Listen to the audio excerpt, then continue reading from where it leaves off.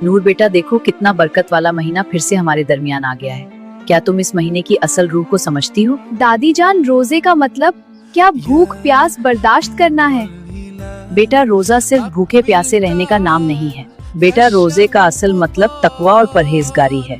मतलब दादी जान, रोजे में अपनी जबान और आंखों का भी ख्याल रखना, गीबत और झूठ से परहेज करना ही असल रोजा है। जी दादी जान, इसका मतलब रोजा सिर्फ भूखे प्यासे रहने का नाम नहीं है।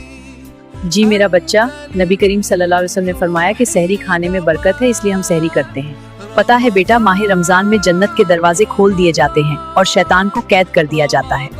इस महीने की सबसे बड़ी फजीलत ये है कि इसी माह में कुरान पाक नाजिल हुआ। लेकिन याद रखना, कुरान सिर्फ पढ़ने के लिए नहीं, समझने और अमल करने के लिए आया है। दादी जान, मैंने सुना है कि रमजान में अल्लाह ताला अपने बंदों पर बहुत मेहरबान होता है।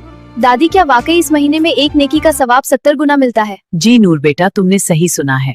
हमारे नबी सल्लल्लाहु अलैहि वसल्लम ने फरमाया है कि इस मुबारक महीने में जो शख्स कोई नफल नेकी करता है उसे फर्ज के बराबर सवाब मिलता है, और जो एक फर्ज अदा करता है उसे दूसरे महीनों के 70 फर्जों के बराबर सवाब मिलता है। सुभान अल्लाह, यानी अगर मैं एक बार कुरान की तिलावत करूं या किसी गरीब की मदद करूं, सुभान अल्लाह, तो उसका अजर इनाम इतना बढ़ जाएगा? हाँ बेटा, बेशक बेशक कुरान के एक एक हर्फ पर 10 नेकियां मिलती हैं, और रमजान में तो यह सवाब बेशुमार हो जाता है। लेकिन नूर बेटा, ये याद रखना, कुरान सिर्फ पढ़ने के लिए नहीं, समझने और अमल करने के लिए आया है। इंशाअल्लाह दादी जान, मैं इस बार पूरी कोशिश करूंगी कि कुरान की तिलावत के साथ साथ तर्जुमा भी पढूं। सुभान अल्लाह नूर।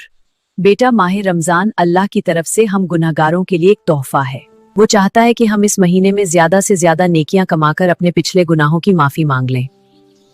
इसीलिए तो इसे बरकतों का महीना कहा जाता है।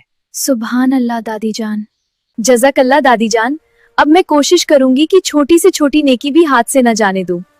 दादी जान, आपने माह रमजान की बरकत समझाकर ये रमजान और भी खूबसूरत बना दिया। इंशाअल्लाह अब मैं ज्यादा से ज्यादा वक्त इबादत, तिलावत और दुआ में गुजारूंगी। और दादी जान, अब मैं कोशिश करूंगी कि छोटी से छोटी नेकी भी हाथ से न जाने दूं। बहुत अच्छी बात है नूर। और नूर बेटा, इफ्तारी के वक्त दुआ मांगना मत भूलना, क्योंकि उस वक्त की दुआ रद्द नहीं होती। इंशाअल्लाह दादी जान। अल्लाह तुम्हारी इबादत, तुम्हारी हर नेकी कबूल फरमाए और ये रमजान बख्शिश का जरिया बन जाए। आमीन। अल्लाह से दुआ है ये रमजान आपके लिए रहमत और सुकून लेकर आए। अल्लाह से दुआ है ये रमजान आप सबका बहुत खूबसूरत गुजरे। आमीन। रमजान मुबारक।